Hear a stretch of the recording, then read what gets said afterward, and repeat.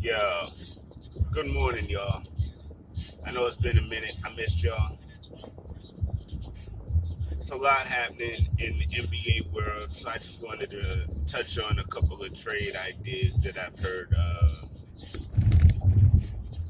and that I've kind of thought about myself, especially because with the NBA draft on Thursday, day after tomorrow, there's going to be a lot of movement, and it already started with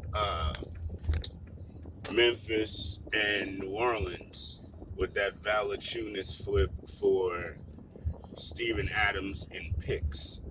Because I don't know what they're going to do with Eric Bledsoe, but I got a feeling Eric Bledsoe won't be a Memphis Grizzly. And so he's going to be on the market. And this is a guy, unfortunately, as long as he's been in the league, you know, he's he's got skills, he's got some talent, but it's just not translating to a winning fashion and winning mentality. You know what I mean? Eric Bledsoe on your team doesn't necessarily equate to winning. So good luck to him. But just throwing that out there, I don't really think you need him on the Knicks. Just say before that starts, just nip it at the bud real quick, like. uh, Personally, I feel like Oklahoma City has too many draft picks this season, this year. Like too many draft picks in like the opening rounds. They're like number 6, 14, and something else. Like they got too many picks. So I just feel like they may use the number 6 pick, but the other picks they're going to end up trading. I'm not sure. You know, I did a mock draft yesterday that's out on Off the Ball Network and on CandidCorner.com. You guys can check that out. But I didn't put the destination because I'm really not sure. Oklahoma City's just in a weird place to me right now. You know, they got like Shea Gilgis Alexander and draft picks. You know what I mean? Like, I mean, no disrespect to the team. They've got a couple of young pups there, but it's really very much young pup central over there at Oklahoma City. And I'm really not sure if like a vet move real quick would kind of bring them back into some semblance of uh what is the word I'm looking for? You know, being good. You know, I don't know if I don't know how close they are to being like a solid team again. Because to me they're still rebuilding. So I don't know if I don't think they trade for a player. I think they trade maybe package the late picks for maybe I don't know, a nine. It goes 6 and 9, something like that. I'm not sure, but I just feel like they got too many picks and not enough of a game plan as far as will all three of these young players make the squad, be important to the squad, or can they get some better value in a trade? Just looking at that, I was talking to Stephen G from the Off the Ball Network, Breaking the Game podcast. I was talking to him yesterday about that. A couple other things. If you guys took a look at my mock, you noticed that I do not have Detroit picking number 1 overall.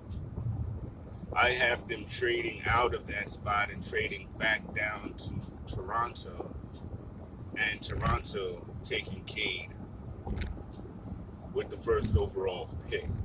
Now, why do I have that for Toronto? I have that for Toronto because Kyle Lowry will more than likely not be there. Fred VanVleet is a solid player, but when you have a chance to get a generational player, as people believe Cade will be, I say that's the move you make. And I actually believe that the Pistons will pick up Evan Mobley with that fourth pick. I feel like Evan Mobley is so versatile that even though because of his height he's listed as a center, he's more of a power forward kind of Porzingis-esque with, or Kevin Durant-esque, I could even say. You know what I mean? If y'all don't like the Porzingis. But he's got that long, lean body. He can shoot the three. He can move. He can do a lot of things. He plays like a guard at times. I remember him from USC watching him during the playoffs, the tournament last year, or this past year, I should say. So that's my thought there. And to me, that makes, because they already got Kira Lewis over there at the Pistons. So I think adding Evan really, it's not going to change their fortunes this year. But I don't believe the Pistons are in the change my fortunes this year mode. I think they're in the change my fortunes period mode, which lasts a little bit longer. So for them, I feel like taking the quote unquote best player available may not answer the question. You know what I mean? Taking best player available for the Pistons just tells me they're going to end up trading that pick soon or something to that effect to become relevant again. So let's see. So that's Detroit. That's Oklahoma City. I do feel like Golden State and Washington will make a deal. You know, folk were talking about it yesterday. I caught a glimpse of it on NBA radio on XM, and I kind of agree. I think if Beal is going to go anywhere, and of course he's continued to say that he didn't want to leave and he loves the city, he wants to win for the city, but he wasn't really keen on the head coach hiring apparently. Now these are just rumors that have come out recently, but the latest rumor is that he was ticked off that his choice didn't get a second interview. We don't really know, but it could very well be. So all signs, Wizards are pointing, blow it up, start again. You got a brand new head coach who's literally a brand new head coach in the league. You know, no coaching experience. So does it really make sense to have two superstar players on this team that want to win now and go to the playoffs when you've got the rest of the team with a lot of holes and questions and a new coach? I don't know if that makes sense for them. So maybe, because that just leads to a whole lot of pressure, and then the coach being fired in 2 years, and the stars are still unhappy. So maybe their best bet is to trade Beal and Westbrook and get as much capital for it as possible and start again. And this draft does have one nice pieces that they can add on to start again. You know, so and on Golden State side, dude, they want to win now. You know, I mean, if Clay's injuries are any indication, you know, Father Time is undefeated. And, you know, they're not old, but them guys are getting up there. And I know they want to have another hoorah over there at Golden State before it's all said and done. And the Kelly Oubre's of the world, they're not really cutting it. You know what I mean? Andrew Wiggins had the best season he's had so far. You know, I mean, so his trade value is high right now. So if I'm Washington, I'm looking at it like, okay, with Wiggins and Wiseman and these two draft picks this year, Thursday, as a matter of fact, And that's just in the Beal deal. I think especially because with Thomas Bryant's injury last year, you know, now they have definite questions at the center position. And Daniel Gafford, I think that's his name. He's okay. He can give you some energy moments and stuff, but I just see the upside of Wiseman fitting better with Vildoza. I mean, not Vildoza, Advia. Advia. I got Argentina on the mind. My bad. uh, yeah. And of course, they're going to end up trading Westbrook as well. Now, I'm not sure where his next destination is, but wouldn't it be wild? Because I've been hearing Ben Simmons to Toronto for Van Vliet and OG and somebody else. But wouldn't it be wild if Toronto ended up trading for Ben Simmons and Philly went to Washington to get Westbrook?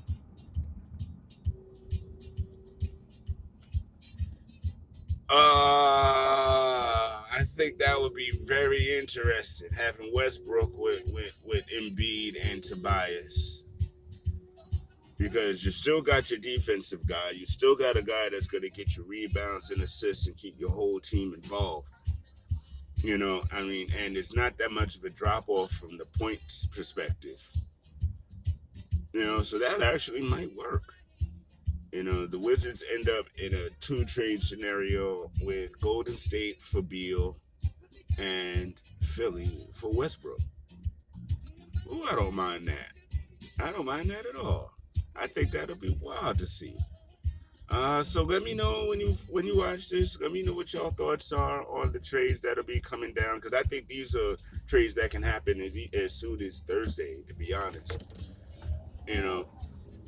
And keep them on the lookout for those salary dump trades like the Steven Adams one with Memphis, because that's not a trade that necessarily moves the needle on its face, but the cap space that it allows New Orleans to actually match the Lonzo contract if it comes to that, pay Brandon Ingram, all that good stuff. It gives them a bit more flexibility than where they are right now. And for Memphis, I believe it does the same. And yeah, so again, it wasn't the greatest trade in the world, but it's not about those particular players. It's about setting up both of those teams for things to go on a little bit later. And if it's any indication, if that trade is any indication that there's going to be some movements happening starting like now, then yeah, it's the time. It's the time. So be on the lookout for any more trades that come through today. I'm probably going to stand on this mock unless a major trade happens today for picks that throws off my mock. I think I'll let it stand, but as for right now, yeah, if there are any major changes, then I'll make an update to it and I'll let you guys know. So definitely go and check that out. Leave a comment. Let me know what you think about my thoughts on the draft this year. And definitely leave a comment on the video. I appreciate you guys watching these videos and everything, and supporting what we do. Big shouts to Mr. Lewis. Big shouts to Danny B. Big shouts to Off the Board Network. And I will holla at y'all later. Have a great Tuesday, guys.